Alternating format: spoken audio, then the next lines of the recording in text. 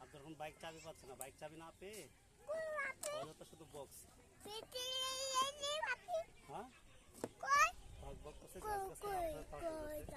কথা বলে এই যে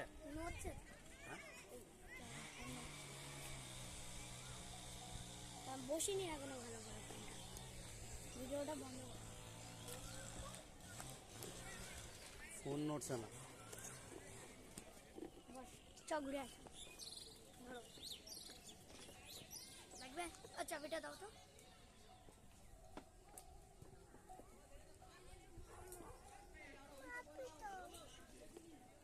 চাবি দিদি বল তাহলে